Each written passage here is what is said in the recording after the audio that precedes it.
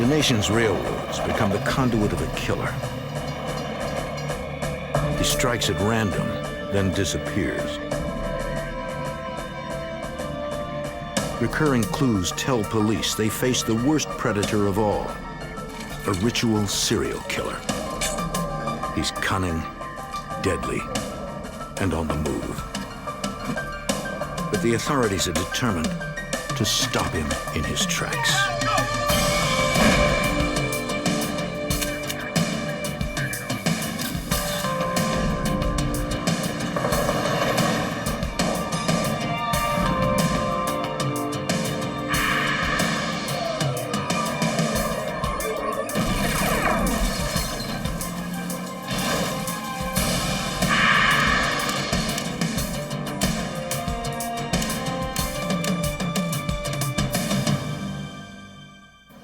More than 200,000 miles of train track crossed the United States. From California to Kentucky, few living near a railroad felt safe in the summer of 1999. A serial killer rode the rails, picking towns and victims at random. He left behind a trail of bloodshed, but no trace of where he would turn up next. I'm Jim Kallstrom, former head of the FBI's New York office. As the number of victims grew, the FBI enlisted the help of a profiler to help predict the killer's next move.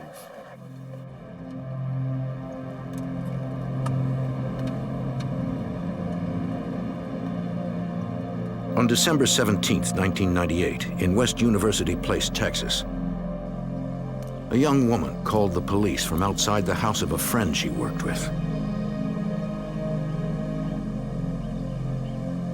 She was worried about her.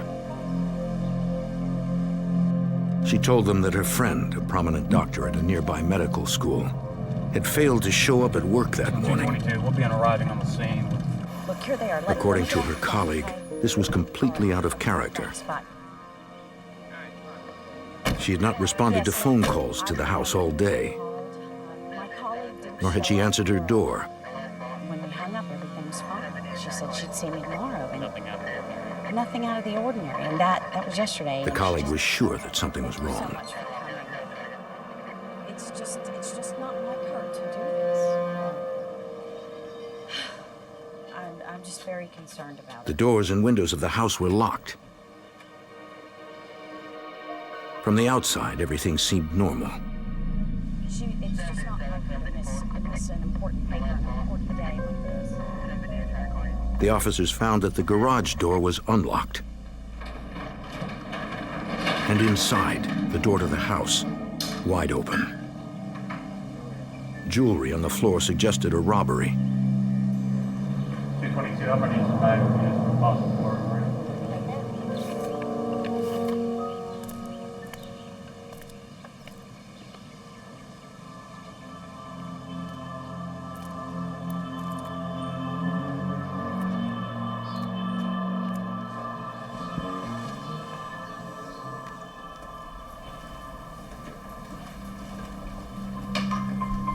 The house had been ransacked.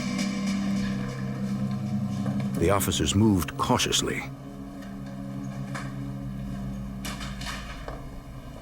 An intruder could still be inside.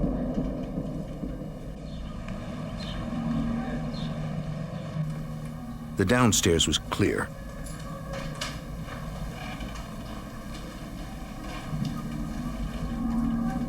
But a trail of clothes led to the second floor.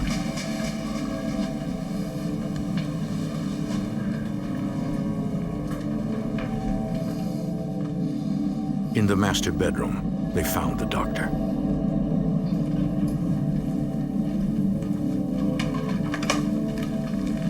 She had been brutally murdered. 222, let me have a supervisor and a crime scene unit to the scene.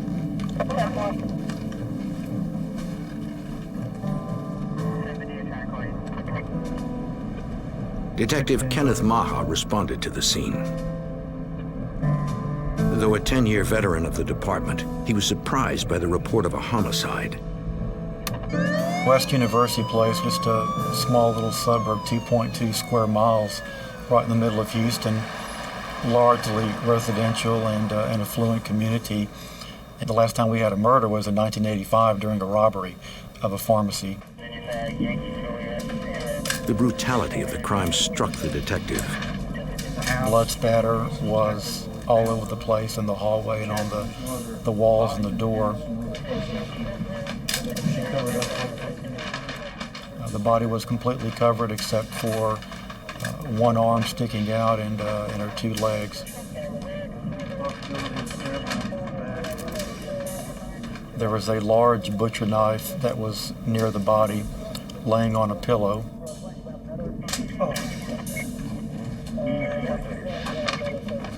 Investigators also recovered a heavy, blood-spattered blunt object nearby. Both were weapons of opportunity the killer found in the house.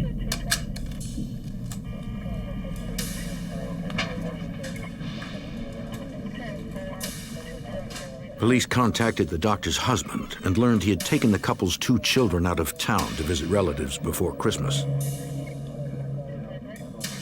They'd been gone for several days. The victim had work obligations to take care of that week, so she was not able to travel with him. Take a look at this over here. Evidence suggested that the killer had taken his time in the house.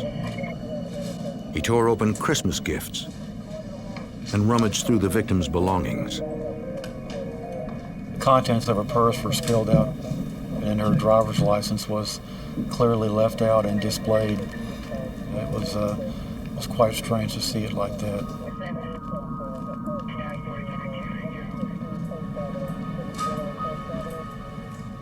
In the kitchen, the detective found partially eaten fruit. Possibly more evidence the killer had lingered in the house.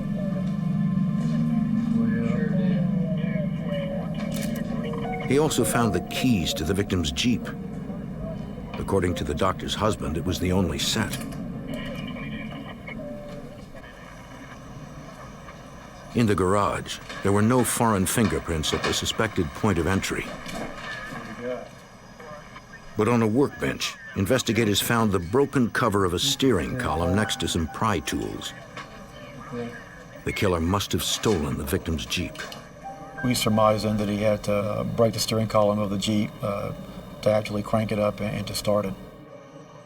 Here, the murderer made a crucial mistake. When I picked up the large piece of the steering column, I could visibly see fingerprints on the shiny black plastic. The column cover was bagged for later analysis at the lab.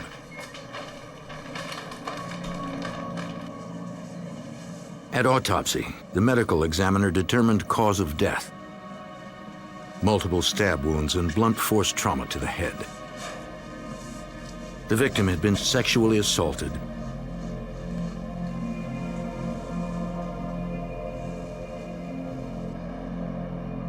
The gruesome nature of the murder worried Detective Maha. It just didn't fit the pattern of a random killing. It was a step beyond. Investigators knew that killers like this usually don't strike only once. 2 days later, and 200 miles away, San Antonio police found an abandoned Jeep in a motel parking lot. The plates were traced to West University Place. It belonged to the doctor. The plastic cover of the steering column was missing. Inside, investigators found a guitar and a meat cleaver. The doctor's husband had noted that both items were missing from the house.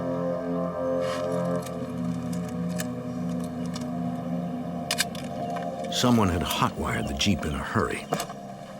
We noticed too that the steering column was just in absolute disarray. The Jeep was fingerprinted inside and out, but technicians found no usable prints. At the police department's forensics lab, analysts made electronic copies of the fingerprints lifted from the Jeep's steering column cover and ran them through an automated matching system. And at that time, we got a positive match on an individual named Carlos Rodriguez. A computer check revealed another name, Rafael Resendiz Ramirez. This was forwarded to the FBI's Criminal Justice Information Services Division. A search of their extensive database revealed dozens of other aliases and more information on Resendiz. He had an extensive record going back more than 20 years and an active warrant on a stolen vehicle charge. Investigators reviewed the suspect's file from the Immigration and Naturalization Service and learned Resendiz traveled regularly and illegally between the United States and Mexico. Most recently, he had been arrested in California for trespassing on railroad property with a loaded firearm and was deported to Mexico. Now it appeared that Rafael Resendiz was back in Texas.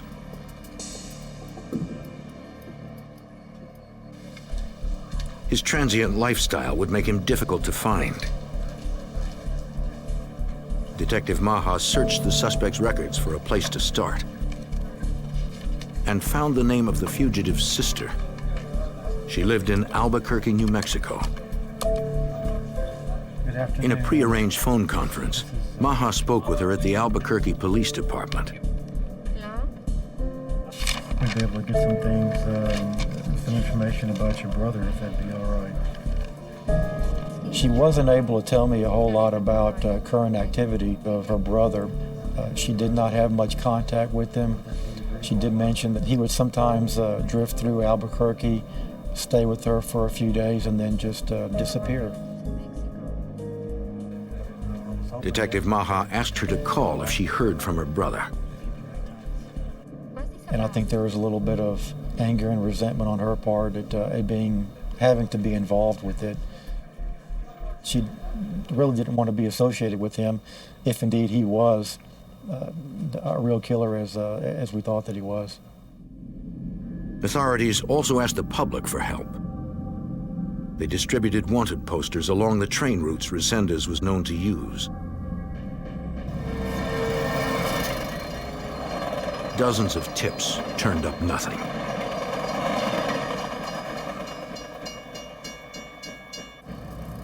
In March, 3 months after the doctor's murder, there was a series of reported sightings in rail yards near San Antonio. Resendiz had traveled 200 miles west. Each time, he fled before police could respond.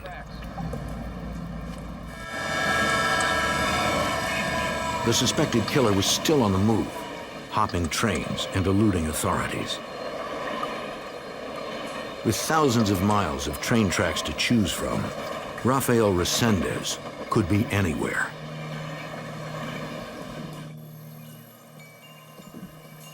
Five months after the doctor's murder, and only 90 miles away in Weimar, Texas, members of a local church went to check on their pastor. He and his wife had not been at church that morning. The door's wide open. Pastor! Pastor!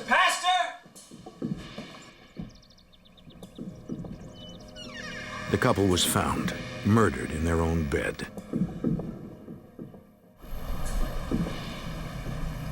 Weimar's a small town. Murder is nearly unheard of. Texas Rangers and the Fort Bend County Sheriff's Office arrived at the scene.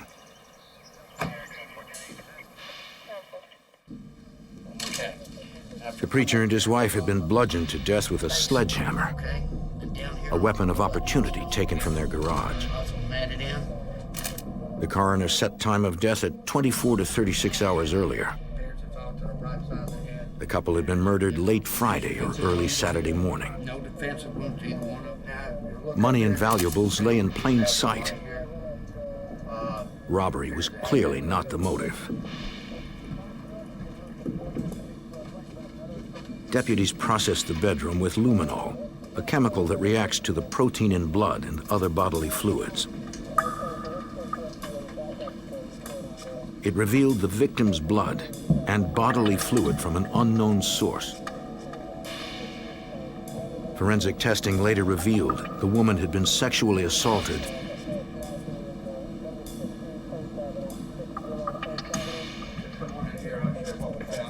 It appeared that after the murders, the killer had lingered at the crime scene. He ate in the victim's kitchen and took his time studying their driver's licenses. The investigators at the scene were unaware of the West University Place murder, but not for long. In May 1999, Texas authorities were on the trail of a fugitive, Rafael Resendiz. Fingerprints implicated him in the murder of a doctor in West University Place. 4 months later, a preacher and his wife were found beaten to death in their home in Weimar. The couple's red pickup truck was missing, probably stolen by the killer. Police put out an APB for the vehicle.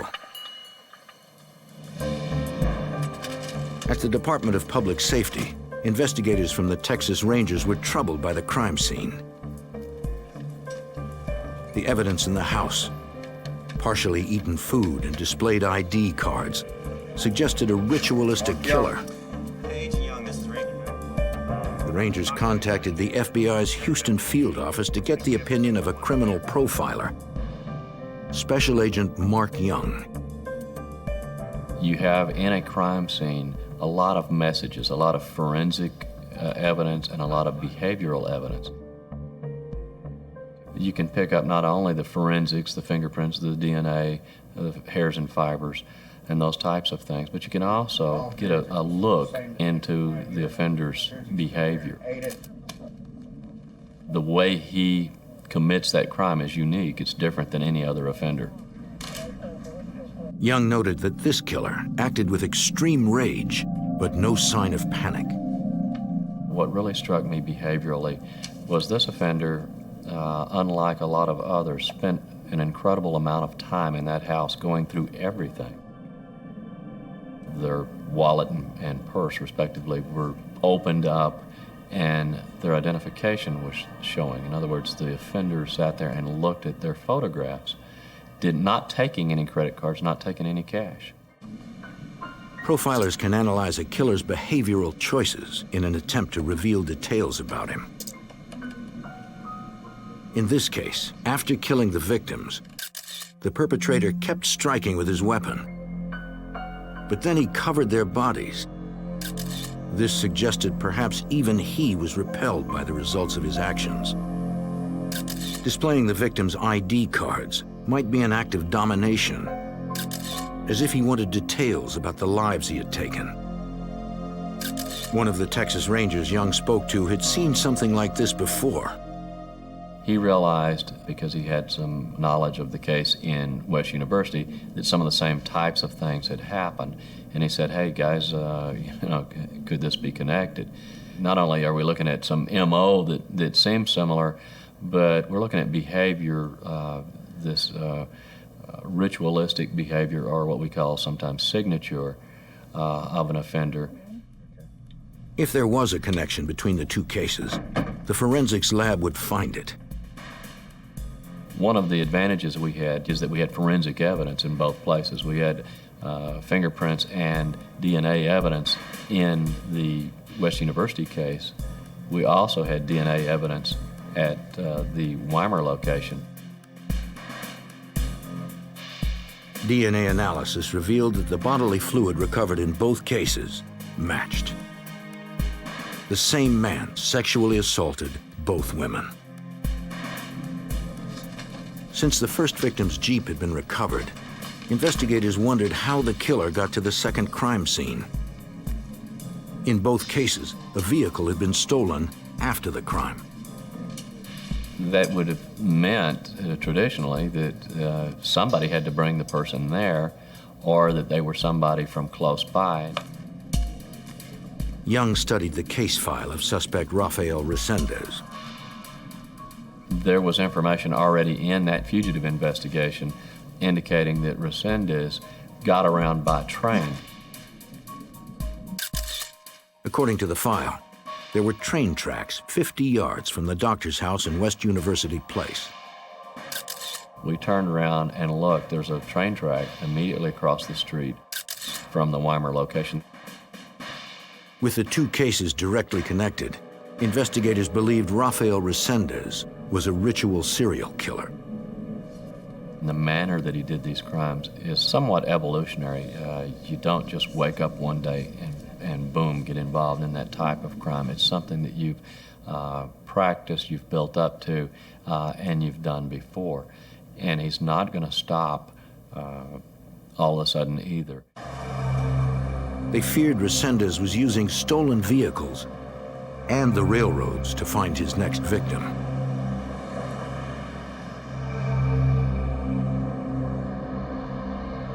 At the Houston field office, the FBI's fugitive squad joined the hunt for Resendiz. Special Agent Bobby Eckert led the investigation. We knew that he had fled the jurisdiction and had most likely traveled interstate and, in fact, into Mexico. Because Resendiz had likely left Texas, they obtained an unlawful flight to avoid prosecution warrant. 5/7, 1950. It would allow the FBI to add its federal resources to the hunt. The first thing that we wanted to do is to find out everything that we possibly could about Resendiz. We knew that he had been arrested over 13 times. I immediately started getting all the prison record pin packets so that I could identify not only relatives but associates, determine his patterns. All the interviews revealed to us that this was a man who was not well known by anybody. His family had not really had a lot of contact with him since he left home at 12 years of age and moved to Acapulco and eventually to Florida. With little to go on, criminal profiler Mark Young tried to unlock the drifter's past to predict his next move. He forwarded details of both cases to analysts at the FBI's Violent Criminal Apprehension Program. VICAP analysts use sophisticated databases to identify similar unsolved cases. Immediately, they were able to return to me a case in Lexington, Kentucky. A Hispanic male had assaulted a college student and murdered her boyfriend.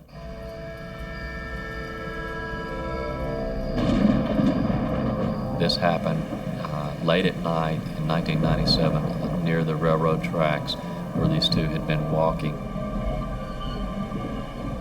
The male was killed by his skull being crushed by a rock, and the female was sexually assaulted. She was also physically assaulted, pretty severe injuries.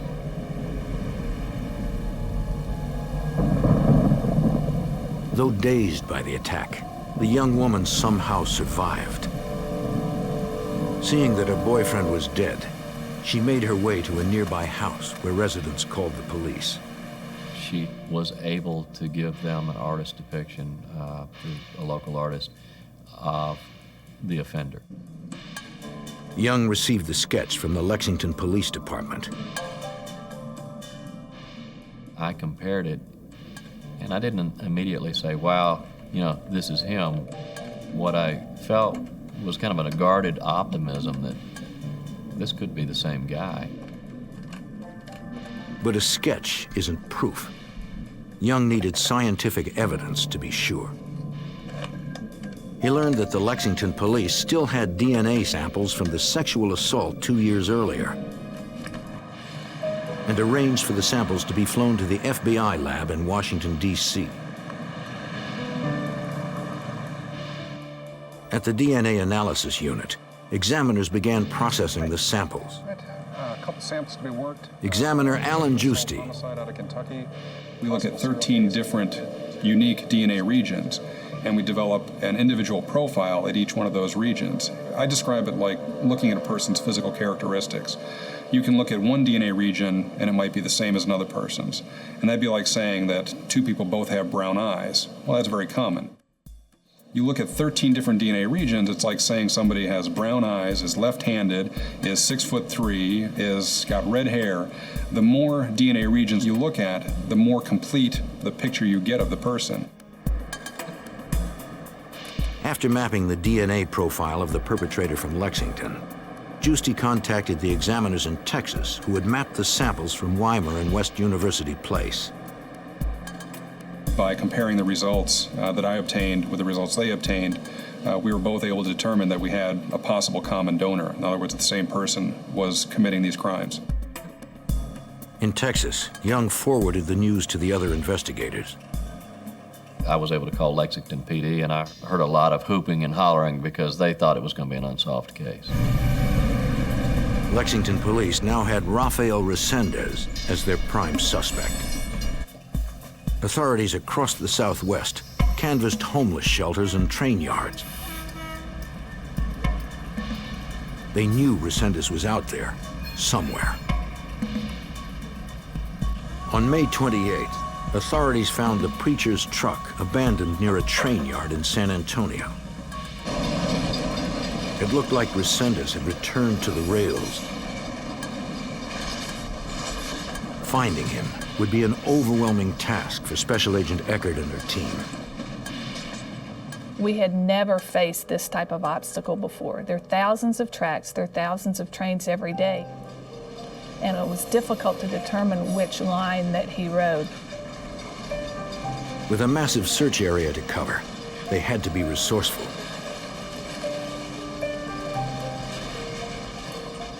One way we handled this is we developed a small wanted poster that we gave to the people that frequently rode the railroads. In train yards across the nation, locals were advised to be on the lookout for Rafael Resendiz.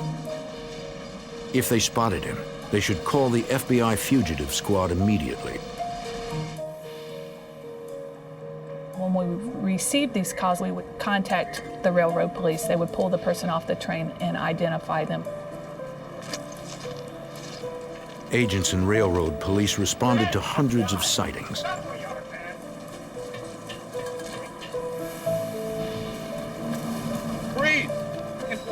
Each time, it wasn't Resendiz.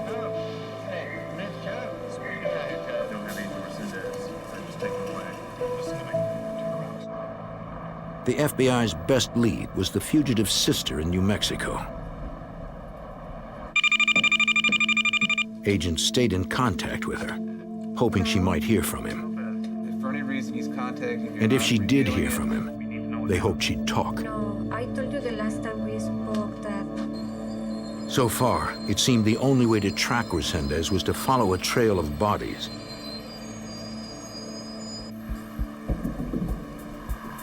On June 4th, 1999, a Fayette County, Texas woman stopped by her mother's house to check on her. The 73-year-old widow lived alone. The house had been ransacked. Mom? There was no sign of her mother. Mom? As she searched each room, her panic rose. Mother! Then, in the bedroom, she found her mother's body. The elderly woman had been bludgeoned to death. In 1999, agents were on the trail of Rafael Resendiz, linked to 4 murders in Texas and Kentucky. As his notoriety grew, the press dubbed him the Railroad Killer.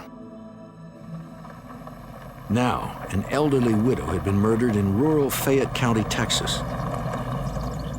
Like the other victims, she lived near a railroad.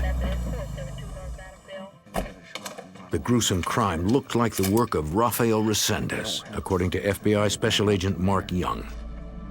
When you looked at that real brutal style of murder, you felt like, yeah, we got to be dealing with the same guy, because she was covered similarly. There were jewelry boxes that had been opened up in other rooms. Things had been opened and gone through, and there were items taken. It was a familiar and disturbing pattern. Cash and jewelry had been left behind. Instead, the killer stole trinkets and personal items, as if taking souvenirs. Fingerprints in the laundry room indicated the killer had broken in through a rear window. The print was later matched to Resendiz. After slaying his victim, he was in no rush to leave. Not only did he go around to all of the rooms, take certain items, and spend an inordinate amount of time, he went and had some fruit and some bread, which was a thing that we had seen a number of times. I take that to be more of a signature, showing that I totally own and dominate this individual and their belongings, more than I'm hungry and I need something to eat. Two distinctive clues at the Fayette County scene seemed intended as a message to investigators. A newspaper had been placed on the sofa, open to an article about the recovery of the preacher's stolen vehicle.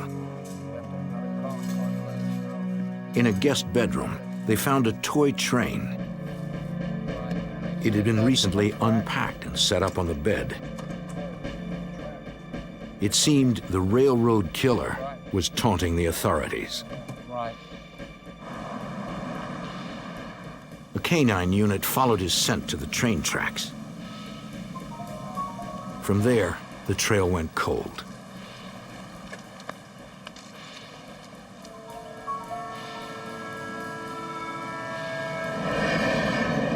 Less than 24 hours later, the next victim was discovered.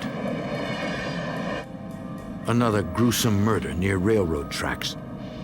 This one 95 miles from Fayette County. I got a call in regard to a crime scene in Houston that was being assessed by the Houston Police Department. They were noticing some similarities. A 26-year-old school teacher was found sexually assaulted and bludgeoned to death in her bedroom. Her driver's license had been removed from her wallet and displayed on a table. Like the other victims, she lived near railroad tracks. The teacher's car, a white Honda sedan, had been stolen. Later DNA analysis confirmed Resendiz had assaulted the woman. Now he was killing at a much faster pace. One of the concerns we did have was that this guy was going to evolve into what we call a spree killer. A lot of times in the past, we've had serial killers, Ted Bundy, for instance, that the pressure got so great that they went into a spree mode, and that is they began to kill a number of victims with really no cooling off period. With his last two victims killed in a 24-hour period, it appeared Resendiz had made the shift to spree killer. 2014, three-step protection on the conductor. Stepping in, air and brake, go out. On June 6th, a rail yard worker spotted the fugitive in Flatonia, Texas, halfway between Houston and San Antonio. 2014, we have a trespass on premises. Call Central Dispatch, running westbound. He immediately notified local police and the FBI. 2014, we got an emergency situation. Mill Hispanic, westbound. Once again, Resendiz slipped away. Okay, guys, we've got some additional information. At the Houston FBI field office, Operation Train Stop was created. Now investigators from more than 30 agencies were assigned exclusively to the case. Special Agent Bobby Eckert was part of the operation that was comprised of two basic squads. You had the one squad that was the serial homicide investigators that were looking into the various homicides, developing evidence of crimes. Then the other side was the fugitive investigators that their sole purpose was to locate, apprehend, and arrest Resendiz. The fugitive squad looked for patterns in the suspect's past. We were able to determine that he followed the crops throughout the United States. In Washington State, he followed the avocado route. In Florida, he would be involved in the citrus crops. In Kentucky and North Carolina, he would pick tobacco. After identifying farm work sites and addresses of friends and family, agents would try to eliminate these comfort zones. You go everywhere that you can possibly think of that the fugitive might show up. By going there, by law enforcement presence in those places, people aren't willing to help out the fugitive anymore. But this fugitive was comfortable traveling fast and on his own without any help. And his murder spree was not yet over. 8 days after the school teacher was killed in Houston, her car was found 300 miles away near the Mexican border. Inside was a knife, but no sign of where Resendiz had gone. Nearby were train tracks, giving the killer a clean escape to almost anywhere.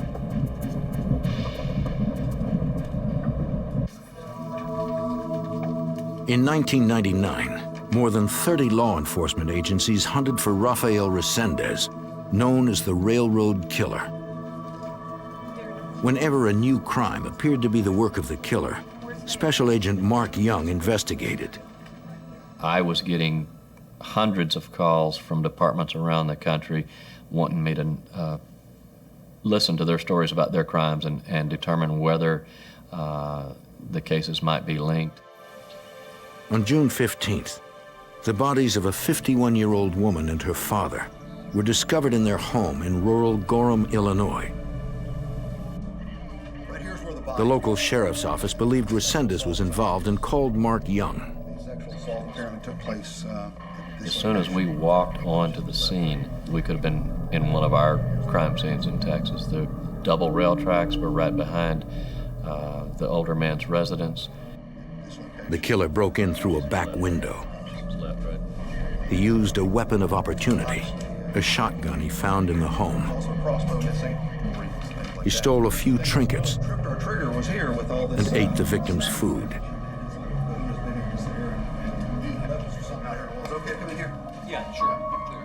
But this time the killer had added something new, a statement scrawled on the wall. A lot of people thought, oh God, we got some other type of offender here that's making a political statement. But Young knew better.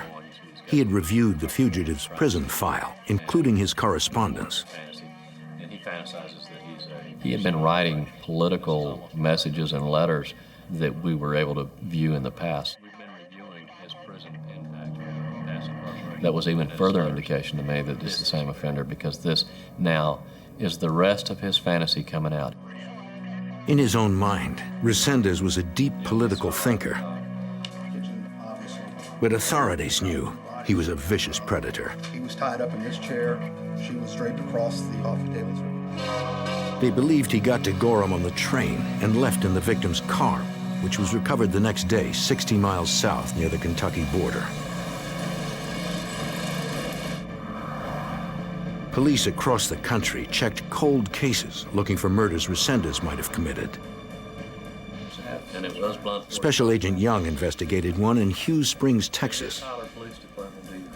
In October of 1998, a woman had been beaten to death with an antique flat iron. Though unsolved, the murder had been thoroughly investigated and documented. And I felt like there was a good possibility that Resendiz was responsible for that case too. Didn't you tell me? We had blunt force trauma. She was an elderly victim. She was not sexually assaulted, but she was covered in a similar fashion. And in looking at his crime scene photography, I see where her identification had been placed up as if the offender looked at it, because it happened at home. Because the spree killer could be anywhere, the FBI placed Rafael Resendiz on their 10 most wanted fugitives list. His mugshots were posted with 30 different aliases. Special Agent Bobby Eckert hoped it might shake new leads free. What this does is it raises the awareness of the case, the fugitive status, and it also allowed for us to offer up to $50,000 for the successful apprehension of Resendiz. News of the Resendiz case swept through the country. On heightened alert, agents and police searched hundreds of freight trains and train yards. It was as if Resendiz had disappeared. A violation. Don Clark, then special agent in charge of the Houston field office, held press conferences to help spread the word. But he was candid about the case's difficulty. It's a very complex investigation. It's one like many of us have never been involved with before. We are dealing with a lot of unknowns here. We're dealing with a lot of pieces of information, and it's a very difficult investigation for all of the agencies. The story led news broadcasts nationwide. And with 8 victims now dead, the public was terrified. 8 is more than enough, many more than enough. 1 is more than enough. And that's all that I can assure the public, is that law enforcement is working together to try and get this person out of the street. The fugitive was deceptively smart and incredibly dangerous. He could move across the country easily and slip across the border at will. What we were trying to let people know was this is not some railroad hobo or bum that doesn't have any sense traveling around. This is a guy with a good IQ that knew how to evade law enforcement, that we needed a lot of assistance in capturing. This is a guy that was attacking innocent people in their sleep, and there was nobody really safe. The reward for the fugitive's capture climbed to $125,000. Calls came in from all over the country. I'd like to, thank you. In late June, Resendiz was spotted at a homeless shelter in Louisville, Kentucky.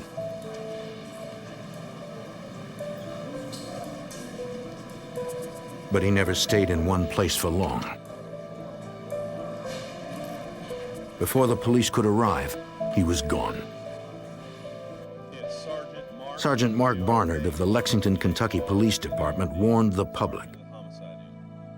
If I lived near a railroad track, I'd certainly have it well lit.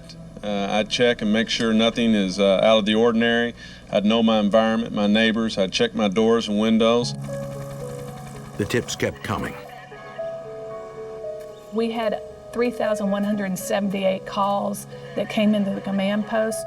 From those calls, we generated over 1,100 leads. In other words, things that needed to be done throughout the United States and in Mexico.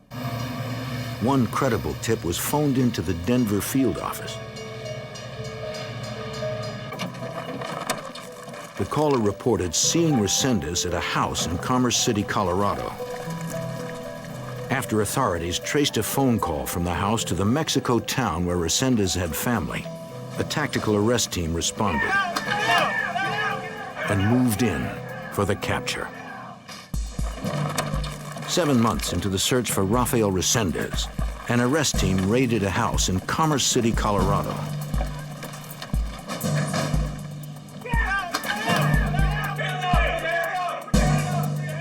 They secured the occupants and searched the house. But Resendiz was nowhere to be found.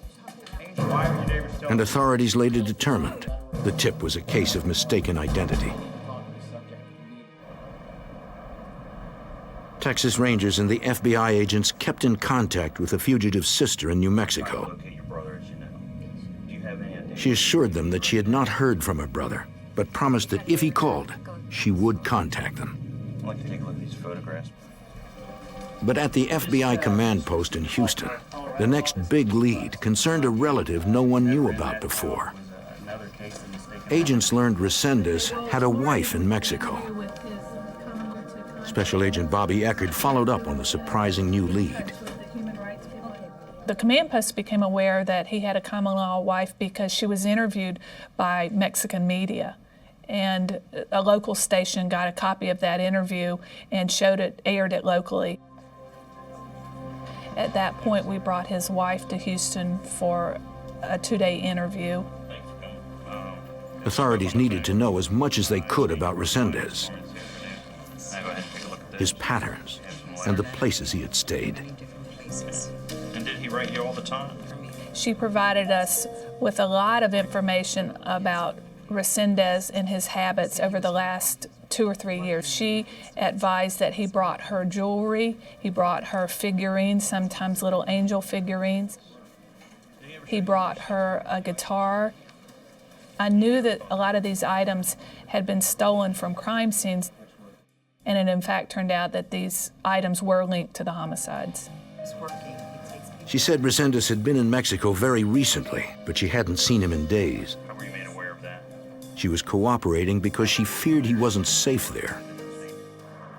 In Mexico, bounty hunters were after him. Resendiz was running out of places to hide.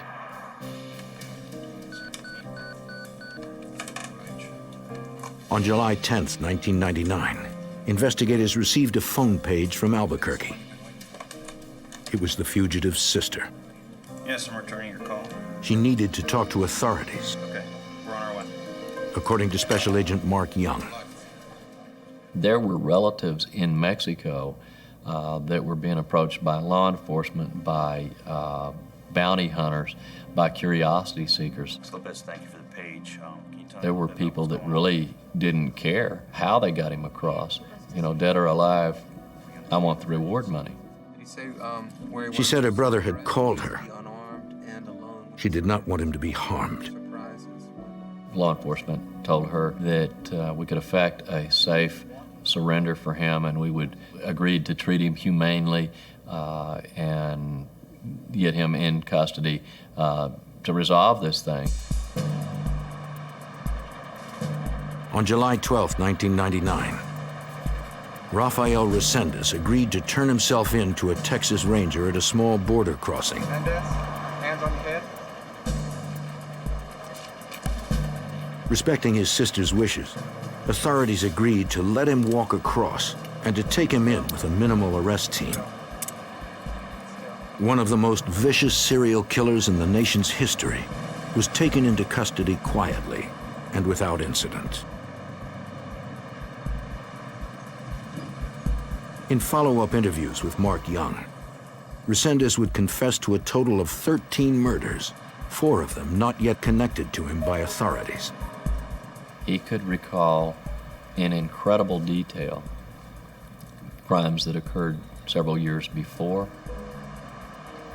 After discussions with him, I would contact the jurisdictions that had primary control of the investigations that he was referring to.